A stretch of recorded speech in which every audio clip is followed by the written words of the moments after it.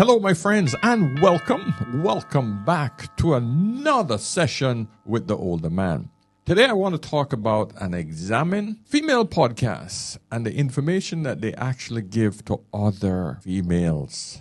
And listen, guys, this isn't just relegated to the American market or the British market. One of my African followers sent me this channel. So this show is on Channel 1 TV, and it's called Sister Sister. Now, they have around, I think, 271,000 subscribers. Now, this particular show did not get a lot of views, but thank God it didn't. Because I'm listening to these women and I'm literally cringing. And I'm hoping that some of the ladies that is watching my channel can see what I'm talking about and stay clear of women who give this type of information. So that's what we're going to get into today, my friends. So yeah, gentlemen, listen, this one isn't exactly made for you all. It's not much advice for you all, but you will learn something from it. You will understand and see more on how women get advice and where women get advice from, so that you can steer your women from this type of information, and you can also learn where they're getting this stuff from, because this is insane. So anyway, subscribe, book a chat if you have any issues at all, whether you need some counseling, mentoring, help with your YouTube channel. Hey, I'm here for you guys. All right. And of course, go and support the channel, buy some merch, and better for you, go and join the membership community. It's absolutely free. That's where you can interact with other like-minded people around the world. So my friends, let's do this. Let's get inside the minds of some of these women. So, just so you understand, these are three women who are giving advice to women who've written in their problems to them, and they are now dishing out their advice. Hold on, gentlemen. This one is going to be a ride. Okay? And sisters, are you ready? Yeah, of course. All right. Dear sisters, please keep my identity anonymous. I'm a Ghanaian American who comes to Ghana from time to time for vacation. I have been in a relationship with someone in the States for about 4 years, and we have been intimate a couple of times. And I must say, I thought he was good until I came back to Ghana recently and I met a guy. We had a surreal connection, and it felt as though we have known each other for a very long time. We sat at the beach and talked all night, leading us to do the unexpected. At one breath, I felt guilty for doing that. But on another, I'm excited because I have not had a man satisfy me the way this man did in a long time. I'm even thinking of breaking up with the man in the States once I go back abroad. Please advise me. Do you think it's the right thing to do? Gail? She said, "Did you think it's the right?" I don't think it's about the right thing. It's about how you feel. Yeah. I'll just mention three things: choices, stimulation, excitement. She already mentioned one. She says it's exciting. And she's never felt like that. Thank you. So if that's how you feel, if that's how the person feels, and you want to continue with it, why not? So now, you like I mentioned, so now we go back to choices. You already have somebody, you mentioned actually, You've been with for 4 years. For 4 years, I think, and Koye like that, from the way she's sounding, like, now she had something explosive with somebody else. So choices, it's up to you. Right. Choose what works for you, because life is too short. Oh, gosh. Oh. Imagine if I had given this recommendation on my show, where a man went out and cheated on his woman on a trip, and I said those words to this man as advice. Boss, if that's how you feel, that's how you feel. If you want to change your woman, if you want to cheat, that's up to you, man. You imagine, I would be crucified. They would come at me like you would not believe. Yes, cheat on her. That's... Imagine that. Just think about it. Wow. But now we have grown-ass women out there telling other women Just go with how you feel. You had some fresh dick. If you like the fresh dick, then this is okay. This is okay. It's all about how you feel. Forget the other man. That's not, you don't think about his feelings. Don't think about the guilt or anything. It's how you feel. If this is making you feel good, this is good. Oh gosh, man. Gentlemen, this is what modern women are listening to in Africa. This is an African channel. The same poison that has infected the West has now done the same thing to our African sisters. Our mothers and sisters are listening to this shit. That's just the beginning, my friends. Every time you ladies are listening to these women and they say something that you feel is right, I want you to reverse the roles and just think about if your man did that to you. And just hold that thought just to see if you feel the same way when you're listening to this crap. Yeah, I'm very open-minded. And I'm always somebody who wants to live in the moment, you know, because when I was younger, I did so many things to please other people, family. Of course, when you are growing up and you're younger, it's usually the family who make decisions for you. Even sometimes when you make them to, it's their voice in your ears that makes you make those decisions. They put you in the church, they put you in this school, they put you here. Oh, choose this friend. You can't have this friend. So everything's, you know, you don't have an identity. But as you start making up your mind, or as you start building your own identity, making up your own mind about things, you know, making your own decisions, then you start to now realize the things that work for you or not. Do you understand? So if at this point she knows what she wants, the fact that you've been with somebody for 4 years doesn't mean you have to end with like you have to be with him till you pass away. Right. I always say that because there's a finality to life. Everything that we do is just we are marking time. And you ladies are wondering why men don't want to commit to any of you women these days? All over the world, men are saying, hell no, relationships aren't worth it. Because women like this is giving you guys the worst freaking advice. Oh, you've been a guy for 4 years. You don't have to stay with him. You don't have to stay with him for the rest of your life. You don't have to commit to him. Now, let's reverse it. Oh, you have a woman, you've been with her for 4 years, you wasted 4 years of her life. You don't have to stay with her for any longer. You can leave her. Why you have to stay with her? Hear how stupid it sounds when you reverse it? Just keep doing that. I'm going to keep reminding you and then reversing the roles so that you women can realize how damn stupid it sounds. Nobody's living this planet alive. That's the reality of life. You are living to die at the end of the day. So why not make it count? Why not like live?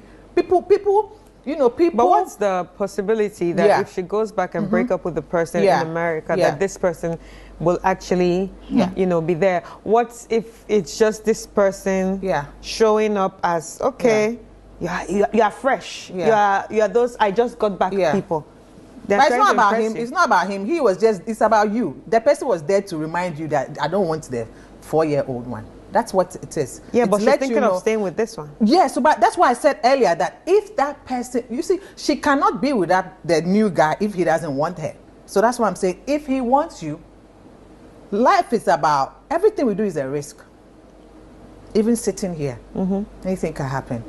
So I always tell you guys this on this channel. Women have no long-term vision. So this woman who went out and got some fresh D, that woman has just experienced an euphoric, a feeling of having some fresh, exciting. She has tasted the forbidden fruit. So, of course, she's going to have this massive rush of dopamine and serotonin just rushing through her brain because this is exciting. This is the forbidden fruit that we've been warned about. This is fresh. This is the same feeling the woman had when she had the 4-year guy in the first week. That rush was there.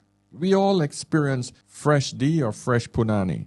After 5, 6, for 7 years of the same one, trust me, The euphoria, the feeling of, oh, this is amazing, that dies off. A new feeling emerges. But because this woman have no foresight, no vision to see beyond that, she's telling this woman, just throw caution in the wind. You never know. You're going to die anyway. Leave your 4-year relationship with a steady guy, and if the new dick wants you, just go with the new one. And if 4 years or 2 years later you meet another new one, just leave him and just go with the new one again. This is what she's basically saying. To hell with commitment. To hell with duty. To hell with responsibility. To hell with being moral. To hell with being faithful. Oh, man. You guys let me know if I'm wrong. You already started it with him. You enjoyed being with the person. Obviously, the person enjoyed being with you, maybe. So if you want to continue with that, it's a conversation. And I said choices. At the end of the day, it's choices. If you feel that you want to see where it goes, and even if it doesn't go far, your 4 years own self, you're having doubts about it. So obviously, nothing is meant to last forever. So even if you make a choice, make an informed decision, thinking that I think I really don't want to be with this person. And she said she's thinking of breaking up with the guy. She said it. No, she said she's thinking of breaking up with the guy just because of what she felt. So we make decisions, mostly make decisions based on how we feel. God forbid. I know, right? For me, no, I know, no, right? no, because I feel like she should not be making decisions, rash decisions, just because of one experience. Thank you. One bitch sex. Okay, wait. I completely agree. I am so glad that one of these women restored my faith in some sort of rational decision making. I was getting worried there for a second, guys. I really was. One of them have some rational freaking thinking. Wow.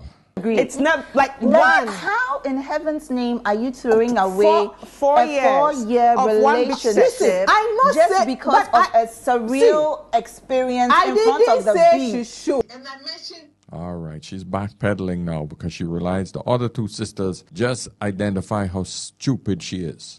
She said she's thinking, and I mentioned choices. So if she feels have to go with her feelings. I can never tell somebody what to do. Even if I write a song for you, when you sing it, you add your own spin to it. It's an informed decision you make. So she is old enough. At the end of the day, no matter what I say, whatever she decides, it's her. I'm not there with. Ah, God, I hate when they do this. So now she's backpedaling and she's poking holes at every single situation she did not or is not aware of. When none of that was relevant to the argument. None of that. When she was giving out and she was dishing out this bad advice, she didn't take any of these things into consideration.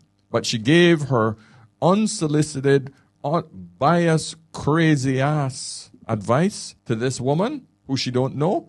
But now when it comes to being rebutted, she's now going to come up with all of these excuses on why she made that decision because she didn't know all of this other information. Then you should not have given your opinion in the first place on this very limited information. It works both ways. Woo!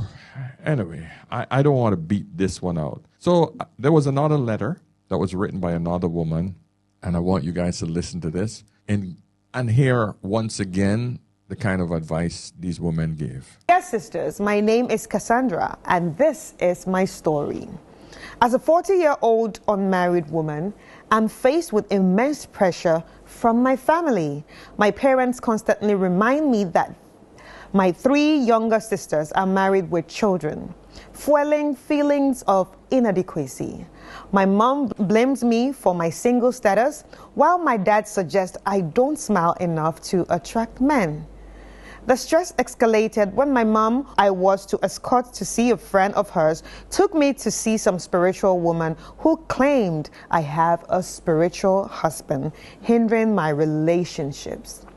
Overwhelmed, I left and have been dodging my mom's call to preserve my sanity. Despite the weight of expectation, I'm determined to focus on my blessings, life, job, happiness. I refuse to let societal pressure define me, but I'm only human and I will break at some point. I'm seeking support and guidance to navigate this challenging time. Sisters, help me. Olivia? Oh, Charlie, this is a tough one. And then you actually have admitted that, you're a human and at some point in time you will break. Therefore, you're doing something about it, which is great. But you see, you're 40 and you're single. It's not your fault. Like Gail said the other day, love is not something that you literally walk into a supermarket. Mm-hmm. Oh, there we go. No accountability, no responsibility. It's not your fault. Yes, it's her friggin' fault. She's the one in the position. How the hell can you say it's not her fault? And she's the one that has put herself in that position. Please tell me how that makes sense. She's 40 years old and she's single, married to her job. Okay? You know how many women over here are married to their job, and the second they lose their job, their life is in upheaval. They got loans, they got kids. They're screwed when they don't have a partner to support them. It is her fault. She's the one that made all the decisions that got her to this point in life, to be single. And it's all shelved, and then you go like, okay, I'm going to pick love from the top shelf or the middle shelf. Exactly. It's tough. And we don't appreciate...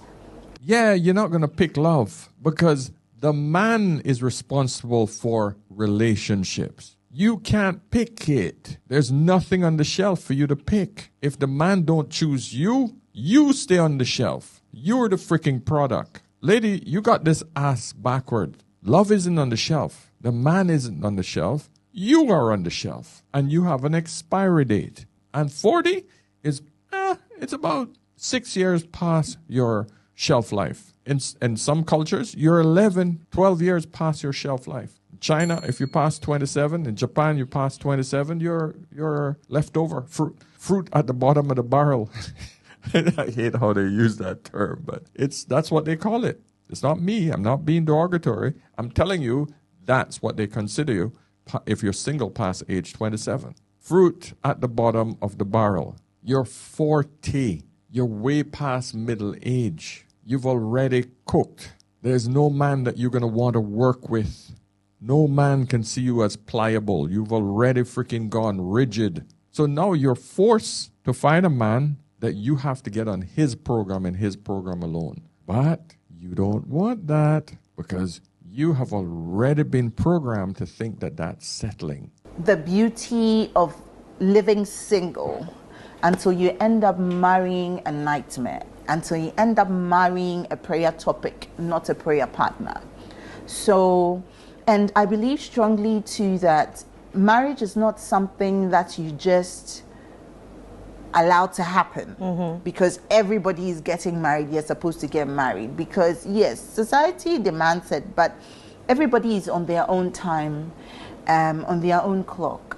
I can understand your parents, your siblings have gotten married, and you haven't gotten married, but the fact that you haven't gotten married is not your fault. But it doesn't mean that there's nothing you can do about it. It's not your fault. She just keeps pushing this narrative that it's not your fault. She's trying to pacify the listeners. For all the 40-year-olds, 50-year-olds, 30-year-olds that are out there that are listening, who have never, ever settled with a man in their 20s when they were at their peak beauty and fertility, she's playing to that audience. It's not your fault. No.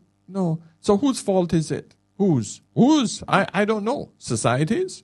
The man? The 10, 15, 20 men that you've been with? I don't know. Whose fault is it? If it's not her fault, it has to be somebody else's. You're using the word fault and you're giving it a possessive noun and you're providing some sort of possession to it. But I can tell you, if it's not her fault, then it must be somebody else's. But you haven't described whose fault is it. So, there are a few things that maybe I could suggest that could help you. And for your father to say that you don't smile, and that's maybe it's an observation. So as much as we are upset by how our parents are going on about it, we also need to sit back and then also look at a few things. Maybe it's an observation. What the hell else can it be? Please tell me. What else can it be? Maybe it's an observation. It's a freaking observation. There's nothing else to it. He observed See that she don't freaking smile. She's not a friendly person. She got that RBF, resting bitch face. That basically means that no men want to come near her because she looks miserable. She's a bitter, miserable 40-year-old. No man wants to get near that. Maybe it's an observation. Jesus, man. It blows my mind listening to this shit. I swear. Are you somebody who is receptive? Are you easily approachable? Obviously not. She don't smile. The primary metrics for someone to approach you is a smile. It's an invitation. So if the father is saying you don't smile, that means that you're not inviting anyone in. So that means no one will approach your miserable ass. That's the kind of advice you need to freaking give, ladies. When you go to church, I saw this video that made me laugh so hard. Single women who after church are just rushing out of church. They're in a hurry to go. Sometimes just relax and work on how you what kind of vibe you give. It may be unintentional. It may be like, okay, this is who you are. Maybe you've been doing things like you're not looking for love, so you're not looking to please anybody. You're not looking, you go to church or go to work, like you're like bam bam bam bam bam. You don't have time to sort of you don't look approachable. So maybe for your father to say that maybe it's an observation, I don't know, and I don't know you, and I'm sorry if what I'm saying will hurt your feelings, but maybe it's something to also look at. Maybe there might be a little truth to that. There we go. All she's concerned about is not hurting females' feelings. That's why these channels are crap, because all they're concerned about is not hurting feelings. And I hate to see this in the African culture because it's the same crap they do in the West. It's bubble gum for women. Women just go, they watch this, they chew, there's no nutrition in there. There's no substance. I don't want to hurt your feelings. I don't want to tell you anything that might upset you. So I'm going to just skirt around the truth. I'm just going to beat around the bush as much as possible and just make you think about little stupid things while I talk to you. Let's listen to a few more minutes before I start to puke. If there's no truth to that, then you know that it's something that you don't have to worry about. But watch where you go. How is your regular routine like? Are you somebody who goes out more often? But the question is, when I say go out more often, it's not just like going out. Somebody will ask, but where can you go? You're probably not a nightclub person. And honestly, I also don't think that going out to a nightclub, some people have found their husbands there and there's work. I'm not suggesting that go to a nightclub. But what are the things that you do that interest you? What are the things that you do that make you happy? And I also feel that don't focus too much on, I'm finding love, I have to do this, I have to do that. Just do you, but maybe do it differently. What the hell does that mean? Just do you. Don't focus on love. Don't focus on... Women put more effort into getting a job. They put more effort into buying a car. They put more effort into booking that trip, buying those shoes, buying that skirt, that shirt, that whatever, and put no effort into positioning themselves for the right man, going to places where men that they want are available, doing activities that they don't really like, but they know the men that they want might be there. Women refuse to put in any effort and then cry when they say they can't find a man. Finding relationships is a job, my friends, and you better look at it like one, unless you're going to be 40, single, and writing into a freaking channel asking for advice. I can't listen to anymore. This goes on and on. I'm going to put the link to this video in the description of this video so you guys can go and watch the full show. It's entertaining for sure. It's entertaining in a frustrating perspective, but I couldn't watch too much of it, and I know that a lot of you guys are just not going to be able to handle it.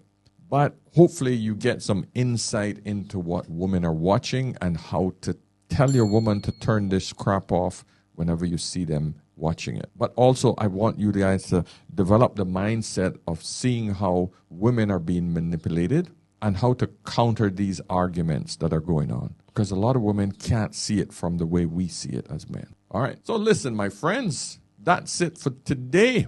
Subscribe if you haven't. Book a session with the older man. And of course, join our membership system. So until next time, my friends, remember, whenever in doubt, always ask an older man. I'll see you in the next one. Cheers.